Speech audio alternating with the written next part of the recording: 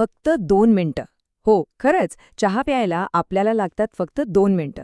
पण कधी विचार केलाय की त्या 2 मिनिटांमध्ये आपण कदाचित हजारो, अगदी हजारो न दिसणारे प्लास्टिकचे कण आपल्या पोटात घेत असू आणि आपल्याला याची जराही कल्पना नसते.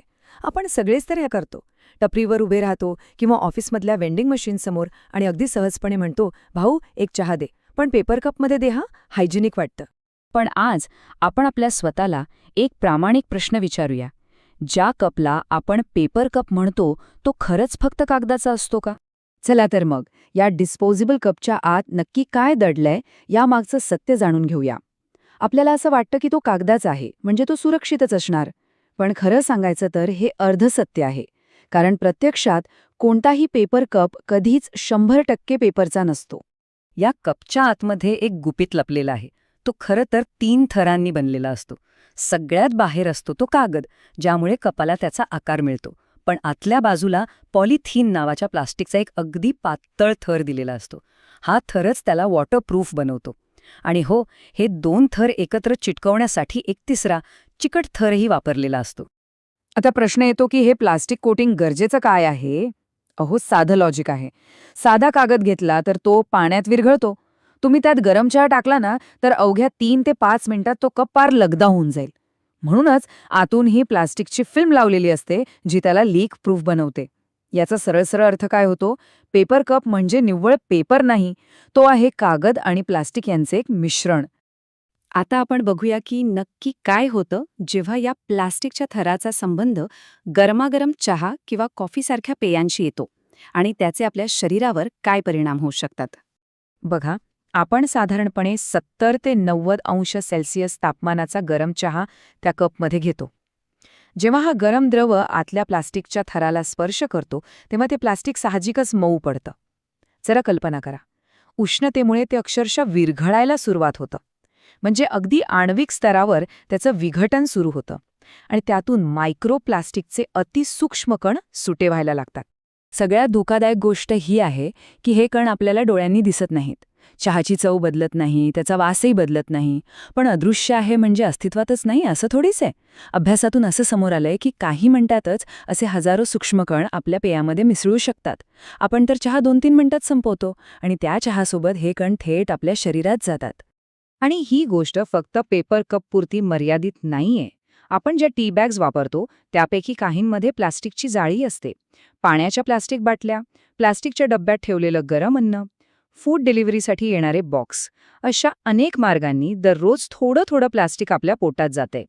खरी समस्या ही एकदा वापरण्याची नाहीये, तर रोजच्या या लहान लहान डोसची आहे, जो आपण वर्षानुवर्ष घेत असतो. पण आपण हे डिस्पोजेबल कप इतके सहजपणे का वापरतो? कारण आपल्या मनात एक पक्की समजूत आहे की ते स्वच्छ असतात. चला तर मग या स्वच्छतेच्या मिथकामागचं, या गैरसमजामागचं सत्य काय ते पाहूया. डिस्पोजेबल म्हणजे हायजिनिक, म्हणजे स्वच्छ. ही कल्पना आपल्या डोक्यात कोणी घातली? मार्केटिंगने. जी गोष्ट चकचकीत दिसते ती आपल्याला स्वच्छ वाटते.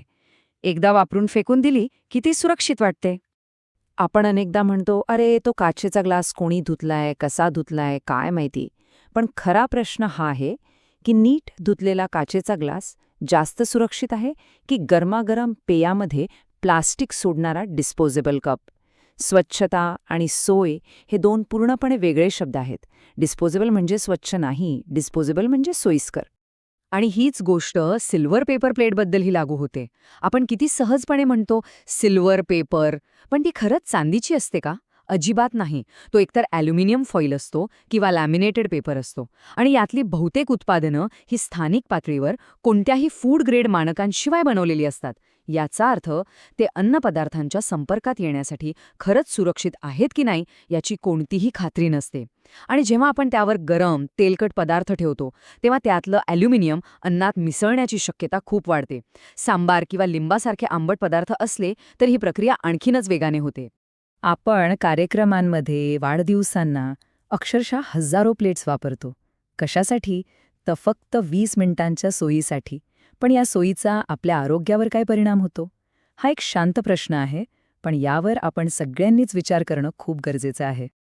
हे जे प्लास्टिकचे कण आहेत ते फक्त आपल्या पचनसंस्थेतून बाहेर पडून जात नाहीत, ते इतके सूक्ष्म आहेत की ते आपल्या शरीरात शोषले जातात.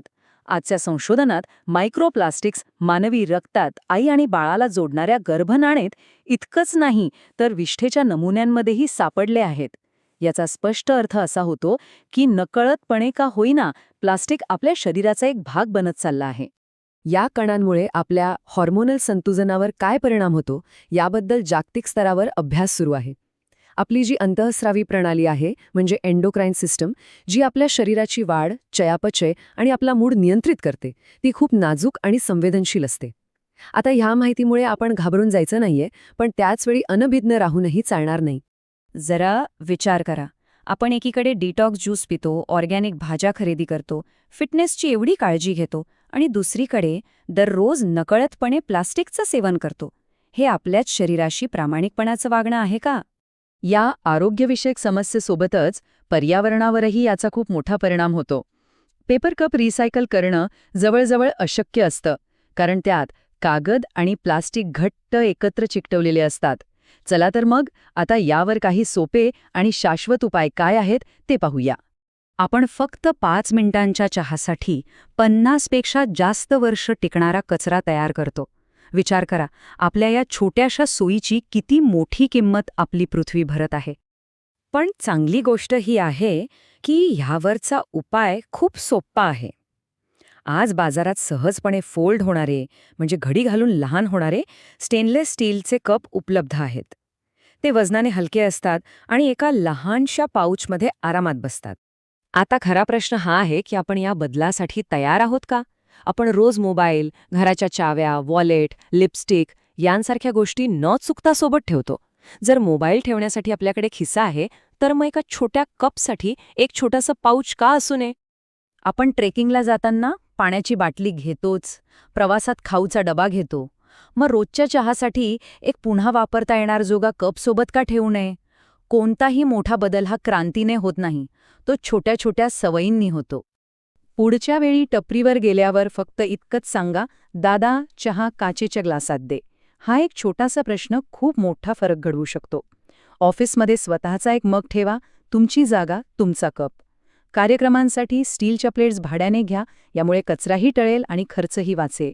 आणि घरात ॲल्युमिनियम फॉईल वापरणं बंद करून स्टीलचा डबा वापरा. हे काही क्रांतिकारी नाहीये, हे अगदी मूलभूत आहे. आपण आपल्या मुलांच्या भविष्यासाठी बचत करतो, पण त्यांच्या शरीरात काय जातंय याचा विचार करतो का? आपल्या सोयीची किंमत आपलं शरीर आणि ही पृथ्वी दोघंही भरत आहेत. आजपासून एक छोटासा निर्णय घ्या. आपलं शरीर आपलं आहे, त्याला कचरापेटी बनवू नका. आणि एक गोष्ट नेहमी लक्षात ठेवा, स्वच्छ दिसणं म्हणजे सुरक्षित असणं नव्हे, सुरक्षित तेच असतं जे टिकाऊ असतं. पुढच्या वेळी चहाचा कप हातात घेताना फक्त 2 मिनिटं थांबा आणि विचार करा, आपण चहा पितोय की प्लास्टिक?